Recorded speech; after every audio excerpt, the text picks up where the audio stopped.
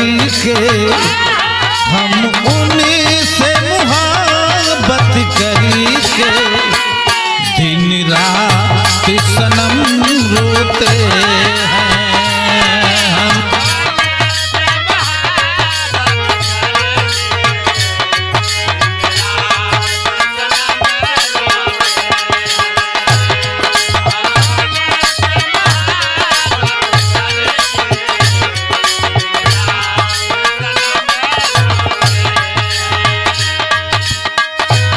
मेरी नींद गई, मेरा चैन गया,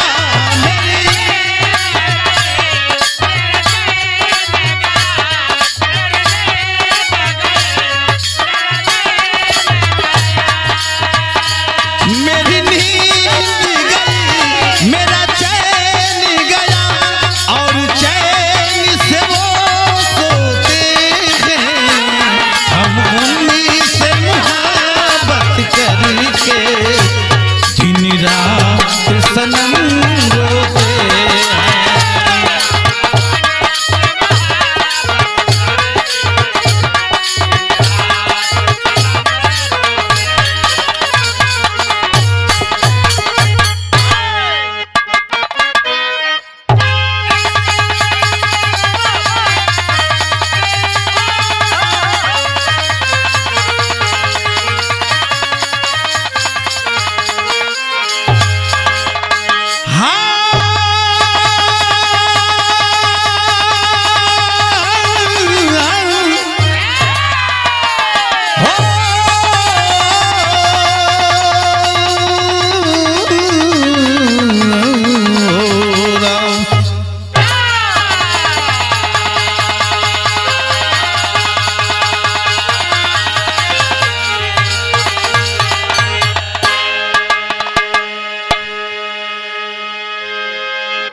आज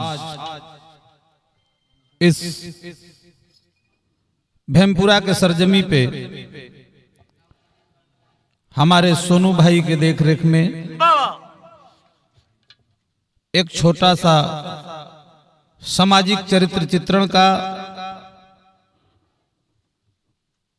ये संदेश देने का अवसर प्रदान हुआ। तो हम गायक राम मोहन यादव ताड़ी बड़ा गांव बागी बलिया की धरती से आप सुनने वाले श्रोता बंधुओं का हार्दिक अभिनंदन वंदन स्वागत करते हुए एक छोटा सा सामाजिक विरहा भूमिका में बताया गया।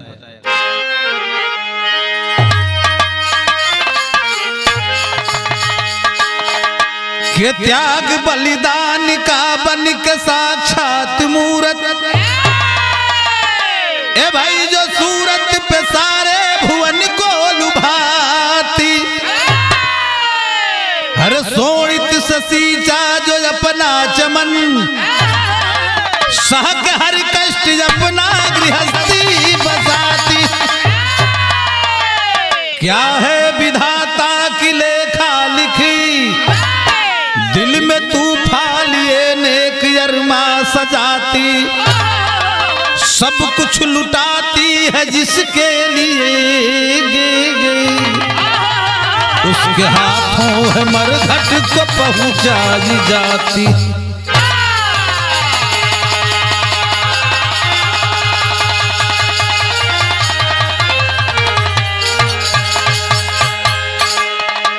सब कुछ लुटाती है जिसके लिए उसके हाथों है मरघट को पहुंचाई जाती।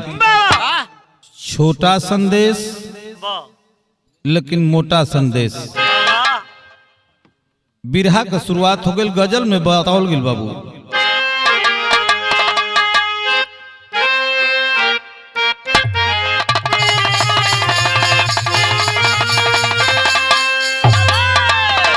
हर सा घर से सुराही टकराए तो सागर से सुराही टकराए, बादल को पसीना याद आए।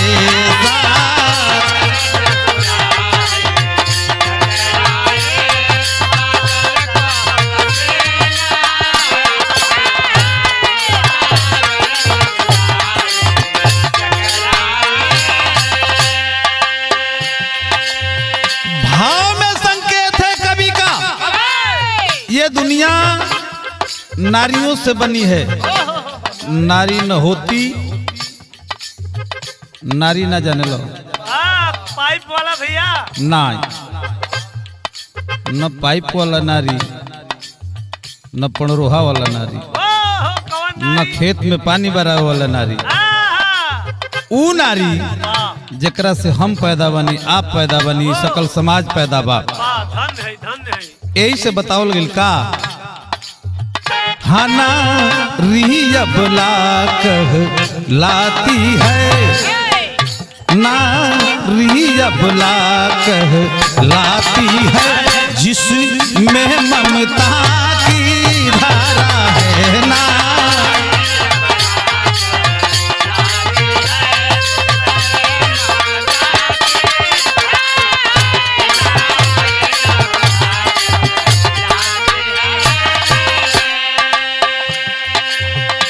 नारी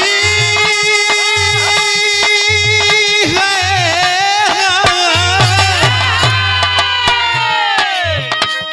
तो नारी अबला कहलाती है, जिसमें ममता की धारा है। हर हर जख्म सदा सह लेती है, हर जख्म सदा सह लेती है, सिंदूर से तो प्यारा है हो हर।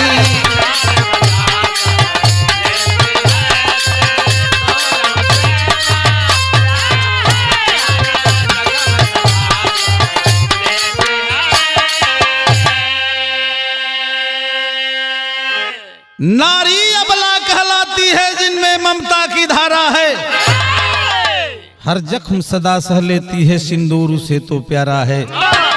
यही तो परिभाषा है हमारे हिंदुस्तान की नारियों का। एगो बात बताओल गिल हो भैया, अबला जीवन है तेरी यही कहानी, आंचल में दूध आंखों में।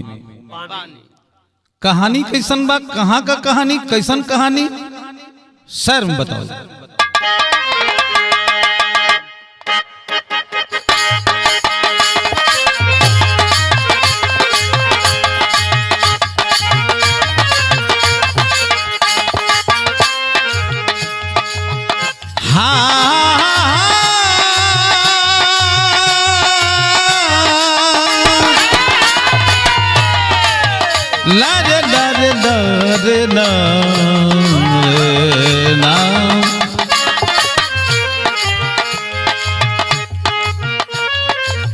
जिला सिद्धार्थ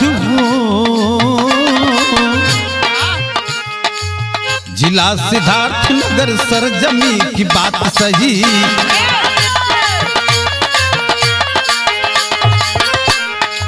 वहीं पे शर्मा जाति का सुघर परिवार सही।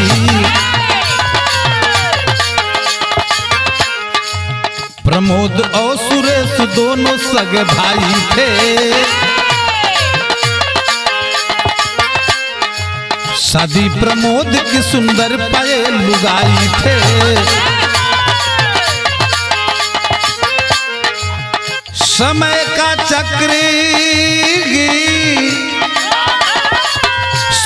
चक्र चला वक्त बुरा आया है, समय का चक्र चला वक्त बुरा आया है, बड़ी बीमार नारी हॉस्पिटल ले आया है।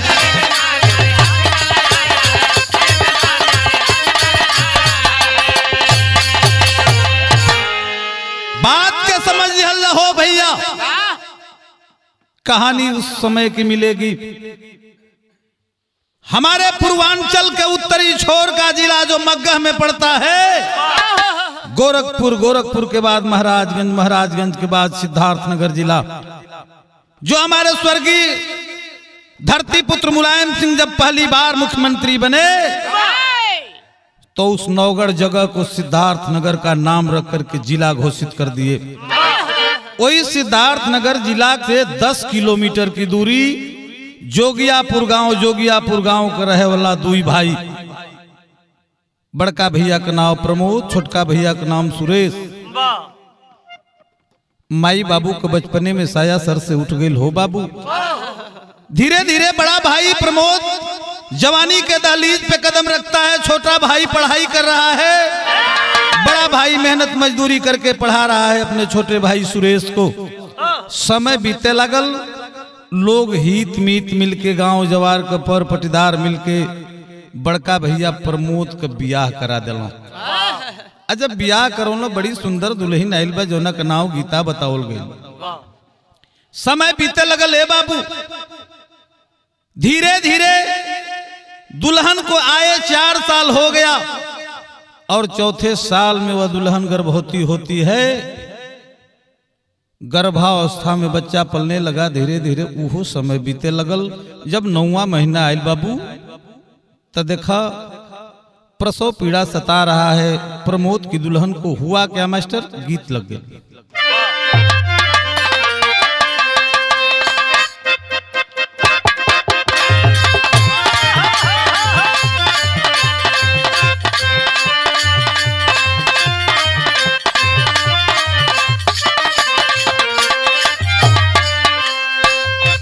दारे नारे नारे ना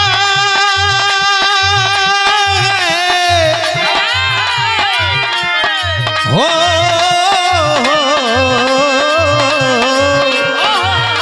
आए हाँ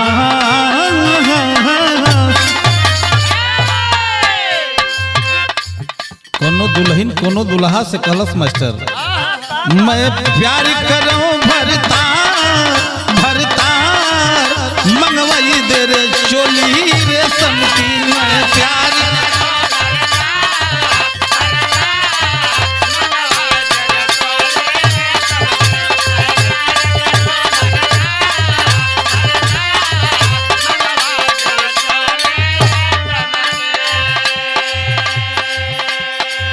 हई देखा प्रमोद की दुल्हन के प्रसव पीड़ा सतावत बा। 9वां महीना बा। प्रसव कराने के लिए प्रमोद लेकर के अपनी दुल्हन गीता को पहुंचा है सिद्धार्थ नगर सदर हॉस्पिटल में। और जब वहां पहुंचा कुछ समय बिता भइल का, जब रूठ गए करता करता नारी की हालत बिगड़ गई रे।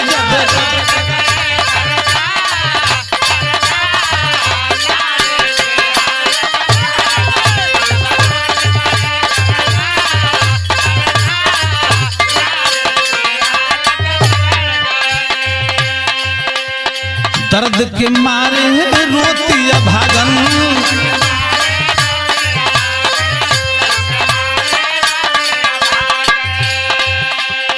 छोड़ चली दुनिया को सुहागन, छोड़ चली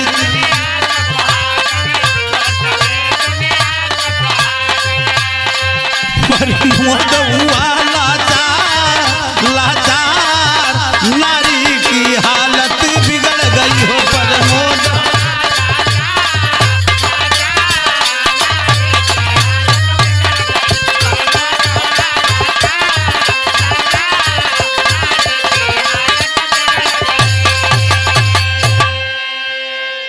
प्रमोद की दुल्हन गीता बड़ी सुंदर बेटे को पैदा करती है।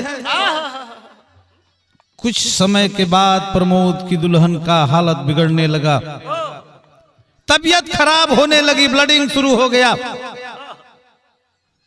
उपचार किए, सुधार नहीं हो रहा था। अंतोतगत्वा मित्रों 1 घंटे के अंतराल में बेटे को पैदा करने के बाद ठीक 1 घंटे बाद इस दुनिया को वह गीता दुल्हन छोड़ करके चल बसी। जब गीता मर गई प्रमोद लाचार हो गया। खबर गई जोगियापुर, उसके गांव लोग आते हैं, समझा बुझा करके ले करके उसके पत्नी के लाश को, उसके बेटे को और प्रमोद को समझा करके ले करके गए जोगियापुर, दाह संस्कार करवा दिए। धीरे धीरे दुख में समय बीते लगल। प्रमोद को हो भैया छोटका भाई के पढ़ावे के बा, ओ नन्हा मुन्ना सा बेटा का लालन पालन करे के बा। समय बीतत बा, 2 साल और गुजर गया। जब 2 साल गुजरल हो बाबू, हित नाथ मिल के प्रमोद के बुला के कहल बेटा एगो काम करता, तू दूसर बियाह कर लेता। भाई भी छोट बा ओकर पढ़ाई बा, तो हर बेटा भी अभी छोट बा ओकर लालन पालन करे के बा। आ दूसरी शादी कर लेता तो उ लड़किया आई तो हर घर के बसा देते। प्रमोद बात मान करके अपने रिश्तेदारों का दूसरी शादी कर लिया। मित्रों, आज जब दूसरी शादी प्रमोद कैलस, बड़ी सुंदर एगो दुल्हन आयल बा हो बाबू, जौना का नाम बड़ा सुंदर बा, उतने सुंदर नाम बा सीता। इतना भाग्यशाली तो था, पहले दुल्हन का नाम गीता, दूसरे दुल्हन का नाम सीता। लेकिन जब दुल्हन आयल हो बाबू, राज छिपाया गया है कि प्रमोद के एक बड़ी पत्नी का एक बेटा भी है। दुल्हनिया भीतर खोजत बा। प्रमोद सोच रहा है बाहर अपने नन्हे मुन्ने से 2 साल के बेटे को लेकर के जाऊं तो कैसे जाऊं। लेकिन हई देखा दुल्हन तो बड़ा उन्हीं मौज मस्ती में खुश मिजाज बा। अपनी पतिदेव के याद करते सैया आई हम, कुछ मीठी मीठी बात हुई और जीवन की गाड़ी कैसे चलेगी रास्ता बताएंगे। सोचत बका भइल मास्टर, गीत बदल गई। सुना एगो गीत ऊ लगल, कोनो दुल्हन के दुल्हा ए जाड़ा के दिन में घुटिया के सुतल बा। सवेरे 4 बज गए। ए बेरा तो मुर्गा रोड पर भी खाता न, सो बेरा मुर्गा मड़ई में कुकहू को बोलन सब। आ सवेरवा जगा के दुल्हनिया दुल्हावा के अपनी कहत है जाई। का कहले रहे बाबू?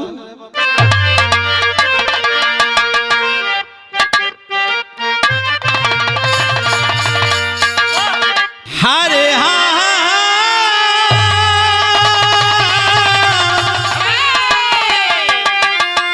ए सैया जी हो, ए राजा जी हो, कुकड़ू मुर्गा बोले, हर कुकड़ू मुर्गा बोले, आ छोड़ दी कलाई, हर छोड़ दी कलाई, अब कलासी आइल पानी भर भइल जाई, भर भइल जाई।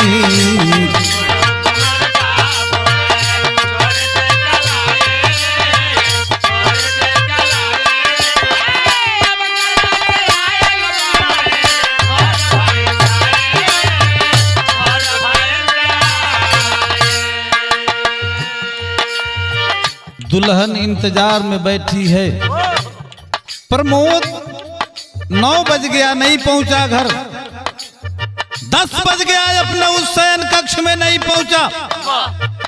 11 बजने वाला है, प्रमोद कहीं दिखाई नहीं दे रहा है। दुल्हनिया दरवाजा की एनिया उनिया झांकत बजा के, प्रमोद कहीं दिखाई नहीं दिया है। पहुंचा है प्रमोद 12 बजे। भइल का सजिया सजा के खोजे, सजिया सजा के खोजे, घर में लुगाई, घर में लुगाई आई है, पलम वाली है, घुघुटा उठाई, घुघुटा उठाई।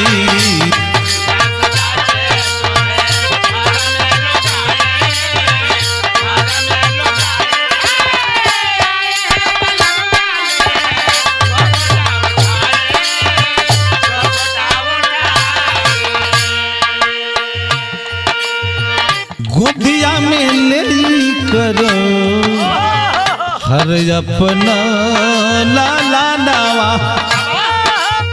पहुंचा है 12 बजे प्रमोद अपने पत्नी के उस सुहाग कक्ष में। कैसे? गोदिया में ले करो अपना लाला नावा, गोदिया में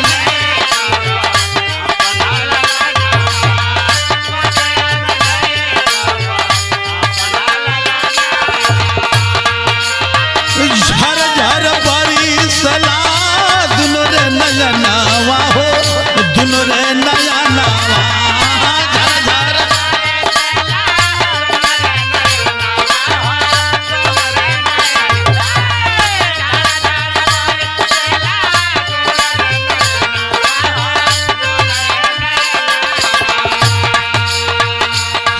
जीवन के था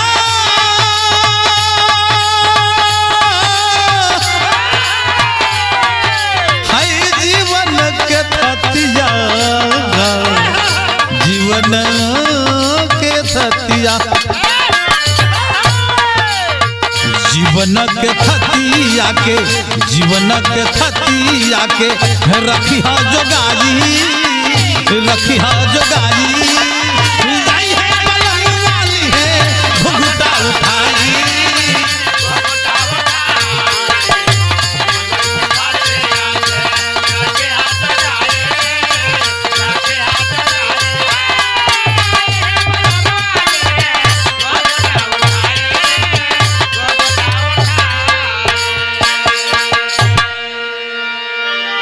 पहुंचा है 12 बजे रात को। प्रमोद कंडीशन क्या है? अपने बेटे को, छोटे बेटे को, 2 साल के बेटे को लेकर के देख रही है सीता दुल्हन। अरे पतिदेव तो आए हैं, एक बेटा है इनके गोद में और रो रहे हैं। रोने का कारण पूछ बैठती है, सैया रोवत कहाँ है बानी? बताई। प्रमोद कह रहा है, प्रिय मेरे रोने का कारण पूछ रही हो तो ये जान लो, ये बेटा किसी और का नहीं है, ये बेटा हमारा है। सारी कहानी बताता है जो उसके ऊपर गुजरा था, सारी अपनी विपत्ति को बता दिया अपने दूसरी पत्नी से। पत्नी रोवे लगल, अखबार भर के कलश सैया जब ऐसन कहतनी सब कुछ मंजूर बा हमरा के। कलन नाई मंजूर तो है, लेकिन एक तुमको वादा करना पड़ेगा, जब तक ये धरती रहेगी, आसमान रहेगा, हम रहेंगे, तुम रहोगी, इस बेटे से लार प्यार नहीं हटाओगी तो मैं सुहाग रात मनाऊंगा। कलश जैसे कहते वैसे करब। एगो बात हमरो सुन ले, एगो हमार वादा बरुआ से का बाबू गीत बदल गए।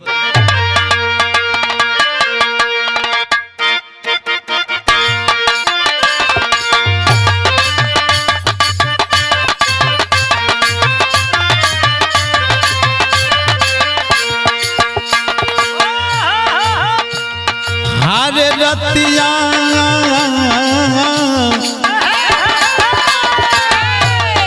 के रतिया रे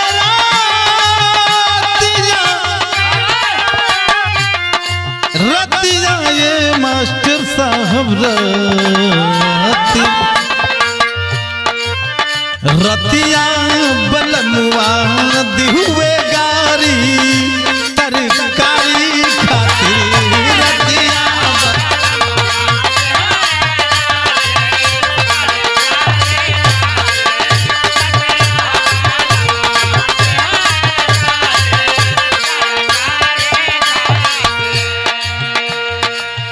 गीत ले सुंदर भाव कवि जी लिखना, पैर पकड़ ले है सीता अपने पति प्रमोद के कलश हिया। जब ऐसन वादा कराओ थी तो हमरो रुआ से गो वादा बा का। सीता बोली धाई के चरणवा, सीता बोली धाई के चरणवा, सजनवा सुना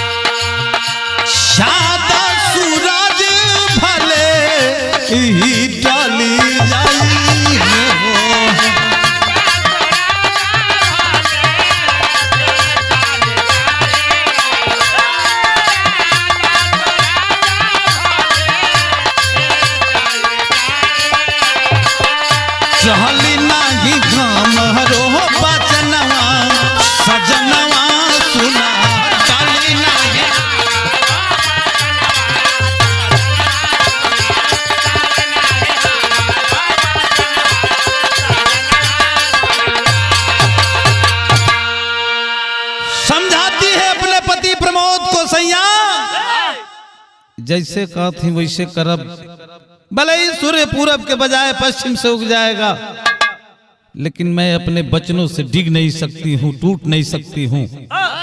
वादा कैलस हो भैया, खुशी खुशी सुहाग रात बीतल, समय गुजरने लगा। 4 साल और गुजर गया, 6 साल का वह बेटा हो गया जिसका बड़ा प्रेम से प्रमोद और सुरेश दोनों भाई मिलकर के राजू नाम रखे थे। वो रजुआ बेटा धीरे धीरे 4 साल होवे लगल, माफ करेंगे 6 साल हो गया उस राजू लड़के को। और 6 साल का जब वह राजू हुआ, नहला धुला करके वह सीता दुल्हन भेजने लगी विद्यालय। पढ़ाई का काम चालू हो गया, सुरेश भाई पढ़त बा, यानी बेटवा पढ़त बा। आर्थिक तंगी और बढ़ने लगी प्रमोद के सामने। प्रमोद बुला करके अपने भाई को, अपने पत्नी को कहा, मैं एक काम करना चाहता हूं प्रिय सुरेश भैया, हम एगो काम कर चाहते नहीं, हम चाहते नहीं कि तुम लोग को खर्च नहीं खे हमसे अड़ा पावत, कहता लोग तो कहीं जाके बाहर कमेती पैसा भेजती तो तुम लोग को बढ़िया से पढ़ाई लिखाई हो जाती।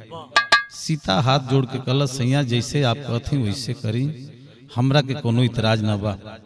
प्रमोद चला गया बंबई कमाने के लिए। इधर धीरे धीरे समय गुजरने लगा।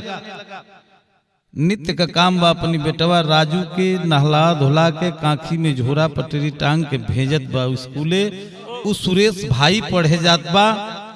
एक दिन के बात बताई हो बाबू, लोग कहला सोनू भैया अपनी दुख से लोग नहीं कम परेशान, ये धरती पर दूसरा की सुख से लोग परेशान बने। वही गांव का दुगो कुटनी मेहरारू देखत है कि प्रमोद का बड़ा बढ़िया से काम धाम चलत बा, परिवार बड़ा बढ़िया से चलत बा। आही मैं भवा जो नाइल ब्या ई रजुआ के बड़ा मानत जानत बा।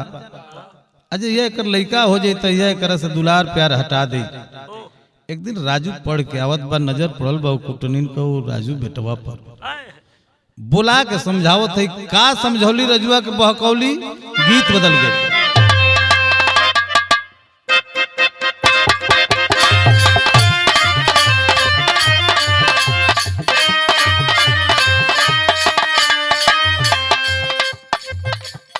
ये गीत वो लगल उदय माट साहब कोनो मकान वाली की, मकान में कोनो करी प्रेमी के दुकान हो गई, तो मकान वाली से दुकान वाला कहले बा,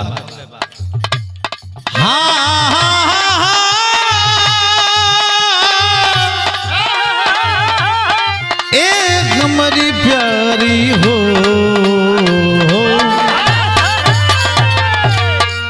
हरे शीशे की मंडेर वाली दूतली मकान है,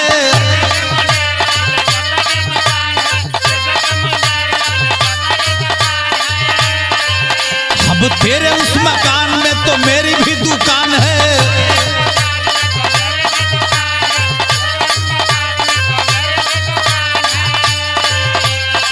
मौका मिले तो किसी रोज चली आना, मौका मिले तो किसी रोज चली आना, पान खा के जाना गोरिया, पान खा के जाना।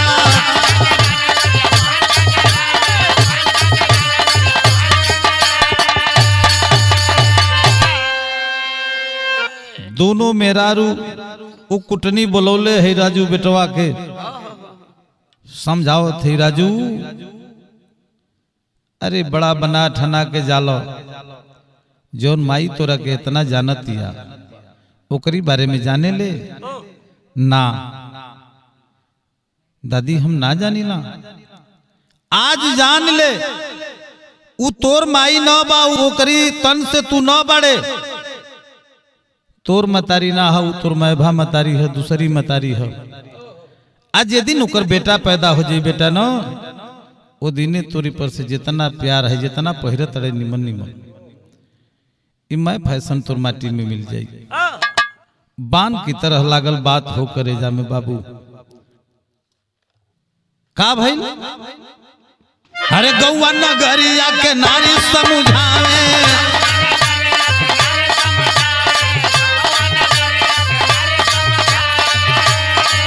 भैया राजू के बोला के रोज रोज समझावे।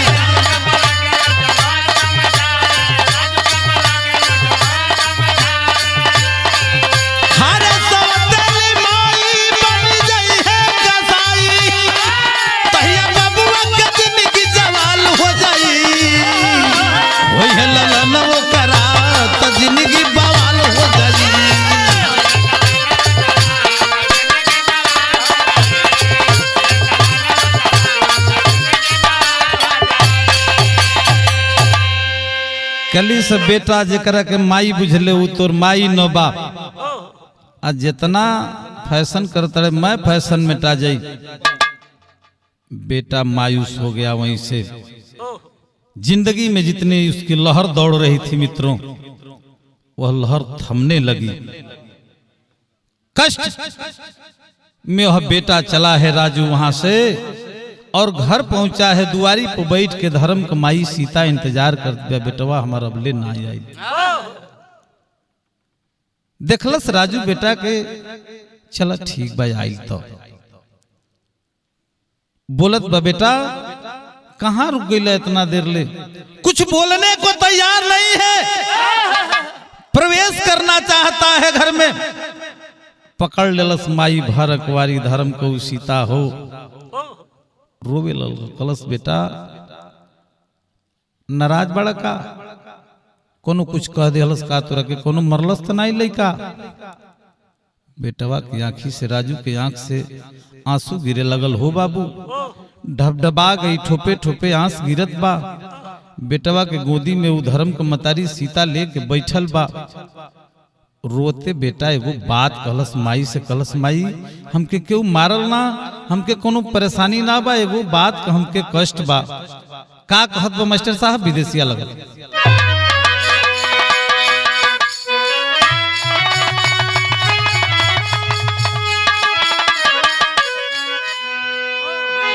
हरे पकड़ी अचरावा के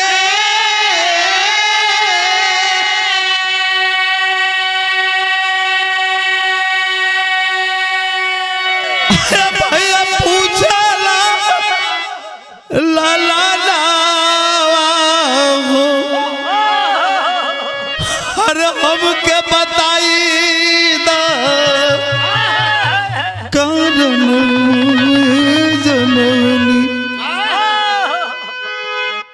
का होई है तुहारे लाले माई तैया हमके बिसारी देबू। हर ताना मारी पुराई जानवाए जननी। बेटा बैठल बा आचरा के पकड़ के मतारी की कलश माई एगो बात हमरा के बता दो का तोहर लइका हुई तो हमरा के बिसार देबू। मतारी के बाण की तरफ बात त लगल हो बाबू। ई के तोरा से कहल रे बाबू। कलश ना माई ये बात के बता दो। कलश बेटा ऐसा कोनो बात ना बना ए माई, ऐसा यदि कह देबू तो पूरा दुनिया कि लोगन का धर्म की मतारी से मैं भा मतारी से विश्वास टूट जाई।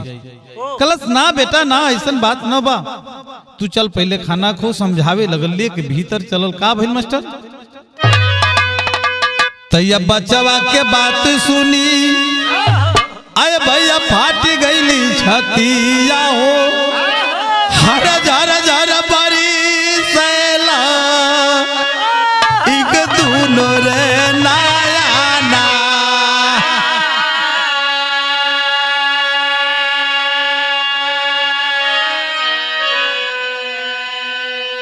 दिल से भी सारा बिनाई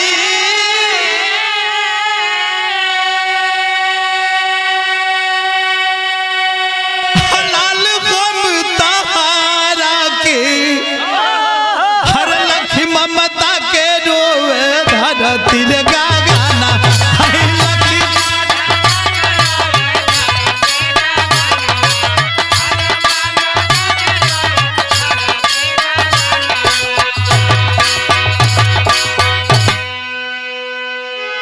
समझौलस बेटा ऐसा काम जिंदगी में न हो सकेला, तू चल पहले खाना खो। खूब दुलार प्यार कई के भोजन करोलस। रात बीतल हो बाबू। सुबह हुआ बेटे को फिर तैयार करती है, अपने देवर सुरेश को तैयार करती है, स्कूल भेज देती है। एनी तो बात बेटवा के दिल में सालत बन हो। सोच रही है पतिदेव से तो वादा की ही हूं, लेकिन कहीं हो न हो हमार बेटा होके के हो जाओ। ये दुनिया में लोगन का कोनो ठिकाना न बा, कब के का कर बैठी। कहीं हो न हो हमार बेटा जो कलस वैसने कर्म पर हमू न उतारू हो जाए, तो काहे न ऐसा करी न रही बांस न बांसुरी।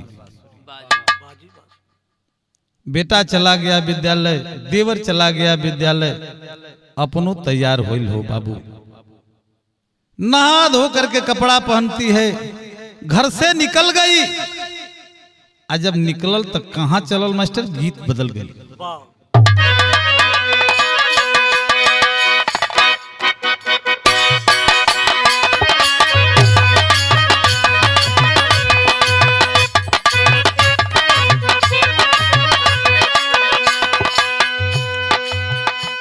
पतरंगी राम जी के पतरंगी राम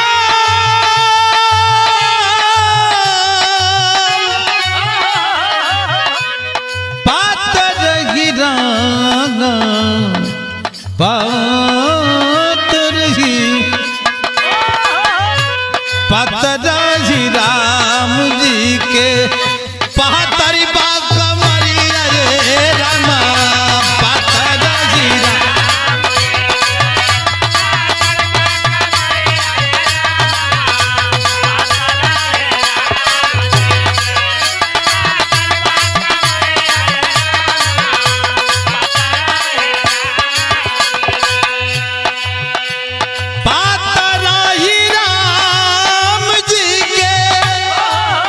हर पातर बा कमरिया ये रामा।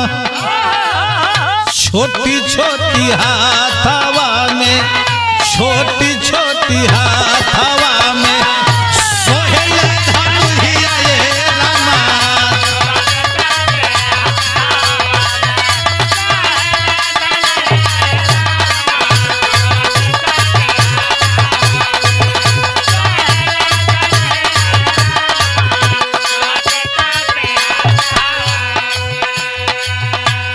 लेकिन दिलवा में साले लागल,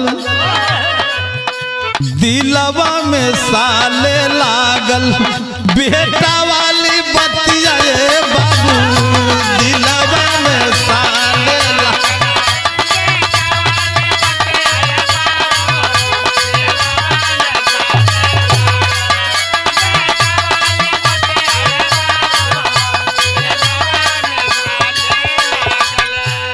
दिलवा में साले लागल, ओई बेटा वाली बतिया ये भैया।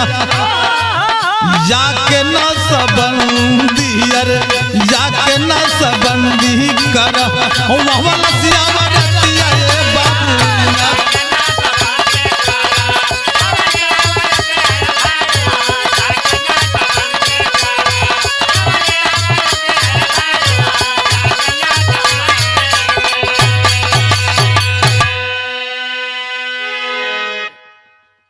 बस पकड़ती है,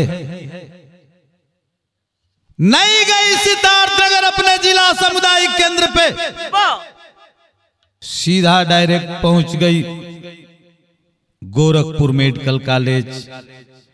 और जाकर के मेडिकल कॉलेज में चुपचाप नसबंदी करवा ली।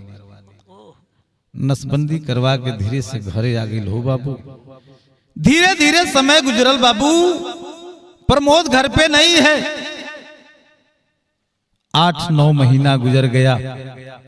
8-9 महीने के बाद एक प्रमोद के घर में और दुखद घटना घट गई। सुबह बेटे को भेजी है विद्यालय, सुरेश भाई प्रमोद का गया है विद्यालय। सुरेश आ गया, लेकिन राजू बेटवा अभी ना ही आई बा। 4 बज गया, विद्यालय की छुट्टी होने का समय भी हो गया था। सारे बच्चे आ गए थे, वो राजू नहीं आया था। पूछत बा घूम के पड़ोसिन की लइकन से, बाबू राजू टिंकू ए पिंकू हमरी राजू बेटवा के ना देख लो, राजू आयल ना हो। सगरी लइका सहमल हो, सब कहू बोले के तैयार नहीं बा। एगो छोटी मुकी लइका तुतली आवाज में बोलस, चाची तू ओ राजू बेटवा के बाबू के खोजे तो भैया के ना। वो राजू भैया ट्रकवा के नीचे चपाई गई। कलेजा फट गया धर्म की मतारी का, चिल्लाना चालू करती है। दौड़ पड़ी लवे रोड जो सिद्धार्थ नगर जोगियापुर होकर के बांसी को जाती है, बस्ती निकल जाती है। उस रोड पे वह विद्यालय था और जोगियापुर अपने घर से दौड़ करके जीटी रोड की तरफ जाती है। रोड पे देख रही है बेटे की लाश लोथड़े लोथड़े में तब्दील है। छटपटात बा, भीड़ लगल बा, बेटवा की लाश के बिटोरत बा, अपने आप रोत बा। हो बाबू, खबर गई, प्रमोद को फोन हुआ।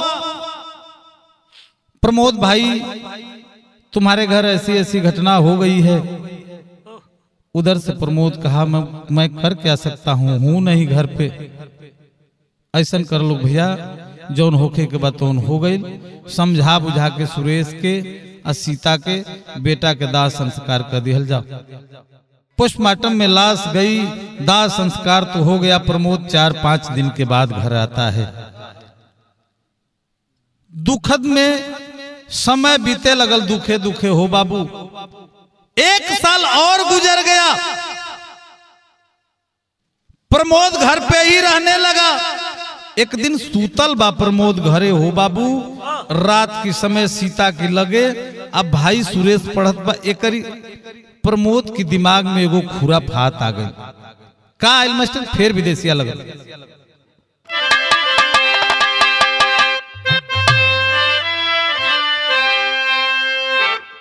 हर छाई गईली घरवा में, आए भैया गम की बदरिया हो। हर अइले प्रमोद जब औग मिलली खबरिया, त धीरे धीरे बीती गईले अजब कुछ दिनावाता। हे चाचा सीता के ले गईले, अरे वही गोरखपुर सगरिया। तैया लेडी डॉक्टर कुसुम लाता,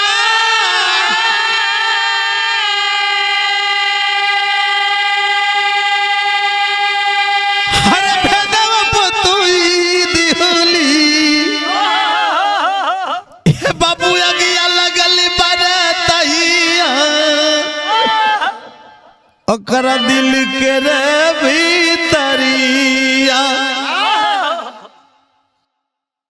प्रमोद सोच रहा है, रे मेरी पहली पत्नी मर गई, उसका एक निशानी था हमारा राजू बेटा भी इस दुनिया को छोड़ करके चला गया। 4-5 साल इसको हो गया आए, इसका क्यों नहीं बच्चा होता है। सोच में पड़ गया प्रमोद। रात को नींद नहीं लगी उसे। होते सुबह बोला अपने पत्नी सीता से, सीता तैयार हो जाओ, गोरखपुर चलना है घूमने के लिए। बहाना मार करके अपने पत्नी सीता को लेकर के सुबह दूसरे दिन पहुंचा है गोरखपुर मेडिकल कॉलेज। और सीधा मेडिकल कॉलेज जाकर के लेडीज डॉक्टर से चेकअप करने को कहता है। जब अंदर ले गई लेडीज डॉक्टर, जिसका नाम कुसुमलता बताया गया, चेक करने के बाद बतला रही है इसका बच्चा नहीं हो सकता। क्यों नहीं हो सकता? कलश डॉक्टर ये पहले से ही नसबंदी करवा चुकी है। सोच में पड़ गया वह प्रमोद, अरे इसको नसबंदी करवाने की क्या जरूरत थी। तो देखा लोग कहल बिना विचारे जो करे सो पाछे। समय खराब होता है तो लोगों की बुद्धि मार दी जाती है। हई देखा प्रमोद तो चुपचाप अपनी पत्नी के गोरखपुर से लेके चल आयल हो भैया वही जोगियापुर अपना घरे। रात भइल बा जब रात भइल धीरे धीरे खाना बनौलस सीता प्रमोद को खिलाती है, भाई सुरेश को खिलाती है। सुरेश चला गया अपने कोठरी में पढ़ने के लिए। अपने पति को लेकर के सीता अपने कोठरी में सो जाती है। समय बीते लगल, रतिया बीते लगल ये बाबू। जब रात बीतल तो का भइल मास्टर, टेरी लग गई। हरी ना समझी ए भाई ना समझी में बनमाली फंस गया, तो उजड़ा चमन जला उपवन की डाली डाली अरे हाय डाली अरे। उजड़ा चमन जला उपवन की डाली डाली, ना समझी में बनमाली फंस गया। हम बताई ना हो बाबू, हर चीज के दवाई बा माट साहब। पेट गड़ी डॉक्टर साहब कहीं जाए जी, दवाई मिल जाए ठीक हो जाए, कपार बथी ठीक हो जाए, गोड़ हाथ टूट जाए वो का इलाज बा, प्लास्टर हो जाए कुछ दिन में ठीक हो जाए। लेकिन शंका का जब रोग समा जाए ओकर कोनो धरती पर इलाज नहीं बा। ठीक 11 बजा है, अकनता सुरेश सुतल की ना सुतल, सीता सुतल की ना सुतल। सुरेश 11 बजे गया है, लालटेन जल रही है, पढ़ रहा है, वापस आ गया दरवाजे से। सीता को जगाता है, सीता बोलती है हाँ जागल बनी, चुपचाप पटा गई। ठीक जब 12 बजा मित्रों, अर्ध निद्रा में सोई है वह सीता। लालटेन जल रही है, भाई सो गया अपने कोठरी में, उठा है दबे पांव चारपाई से। जब उठल तो कहाँ चल बाबू, का कैलस आल्हा लगा।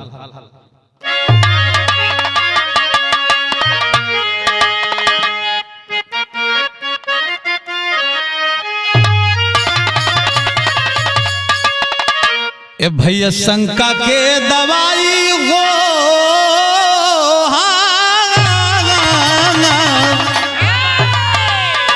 अरे शंका के दवाई नहीं मिल दुनिया में ये भैया। गईले प्रमोद के दिमाग पगला,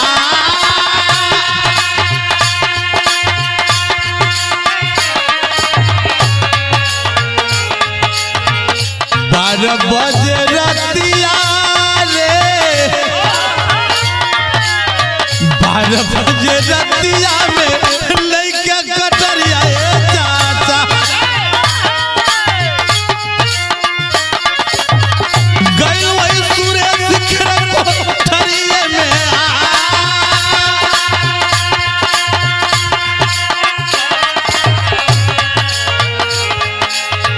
भाई के सिनवा रे, भाई के सिनवे में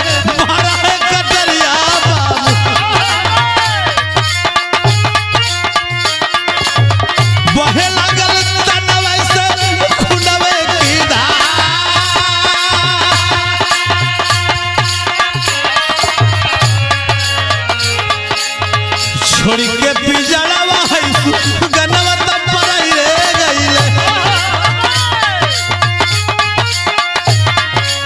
नहरी वाली कोठरी में माया तबुबा,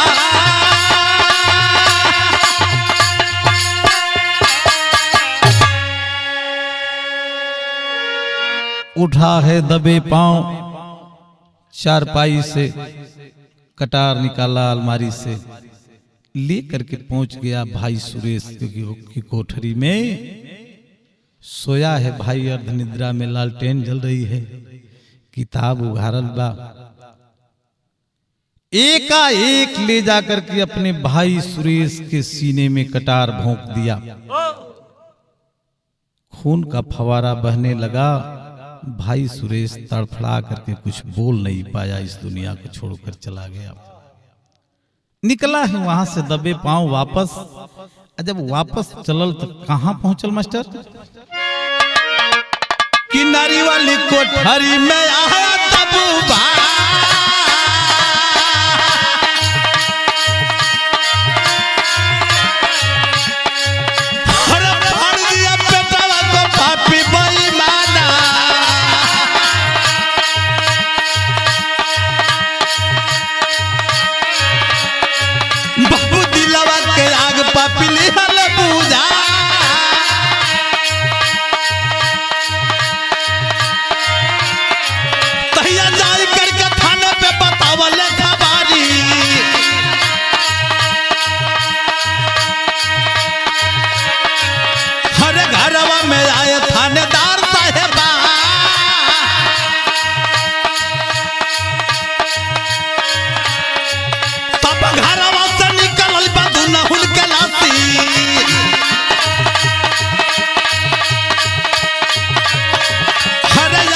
चलती रहली सीता के साथ।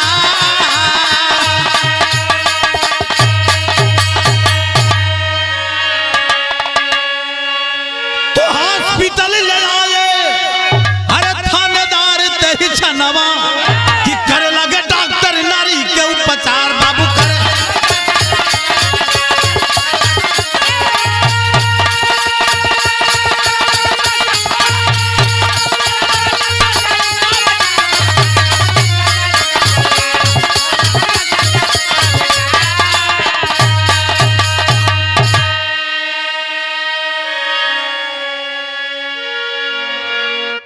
वापस लौटा भाई के कोठरी से, पहुंचल अपने पत्नी के कोठरी में। हो बाबू लगा दिया कटार पेट में, कर कर कर कर पेट के फाड़ दिलस, लात बाहर हो गया। अचेता अवस्था में सीता पड़ गई। इससे भी नहीं संतोष हुआ, घर से निकल गया बाहर, पहुंच गया जोगियापुर कोतवाली। उसके घर से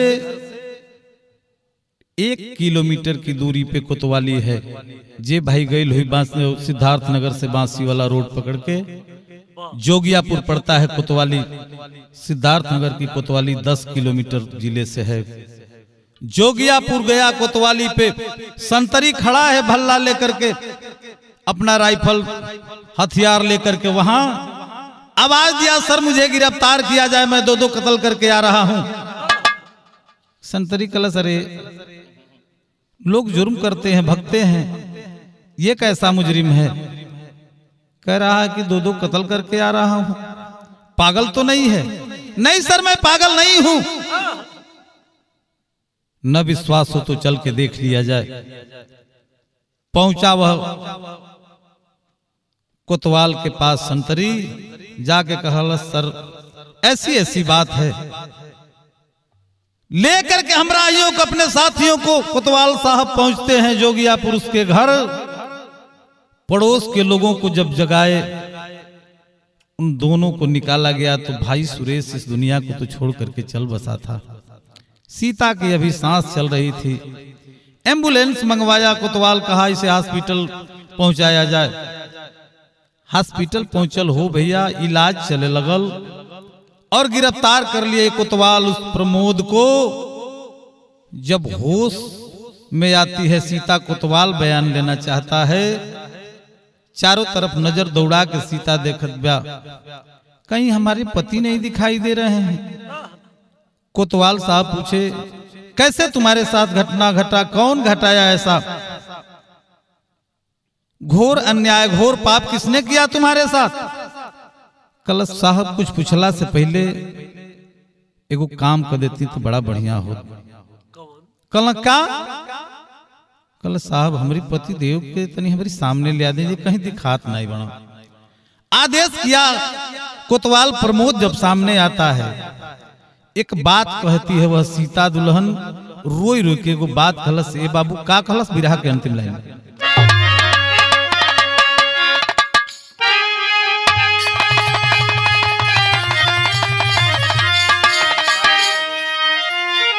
हरे पूछे बला काहे कैला सैया गति के रोवे, हरे रोवे धरतियों गगनवा बहा के यसिया।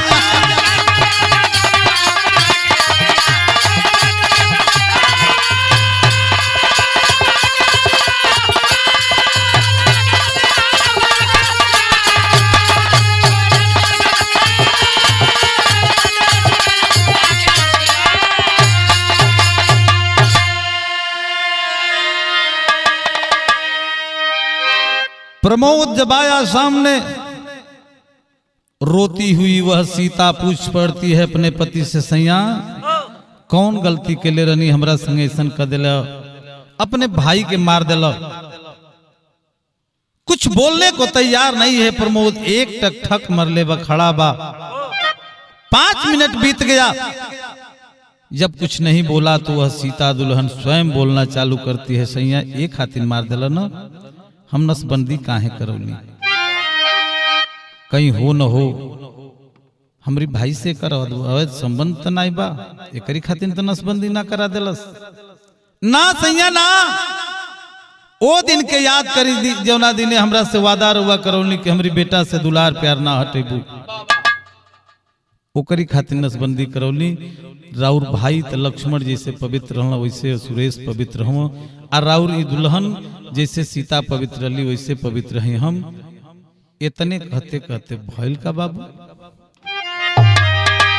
अरे इतने कहते सीता के निकलल पराना,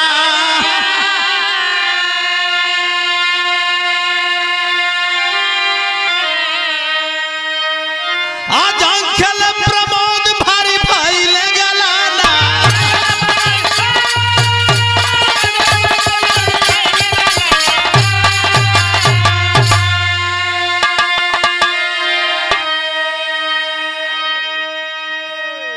यही कहते कहते सीता भी इस दुनिया को छोड़ करके चल बसी।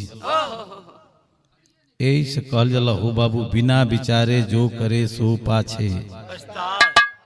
चली गई सीता इस दुनिया को छोड़ करके, लेकिन जुर्मी तो जुर्मी होता है प्रधान जी ना। हम हो आप हो, गलत करेंगे तो सजा तो भोगना ही है। प्रमोद का का भाई, हरे गैले जेल की कोठरिया में बंद पपिया, तरोवे हरे रोवे धरतियो गगनवा रे बहा के जाते।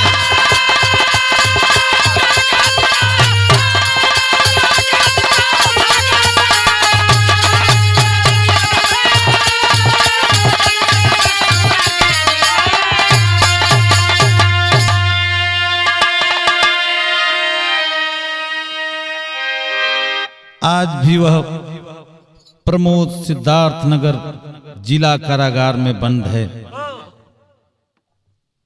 आजीवन कारावास हो गया, बिरहा भैल समाप्त बतावल गए। कुसुम पराग स्वामी गुरु जद्दू देवू जी गुणकार।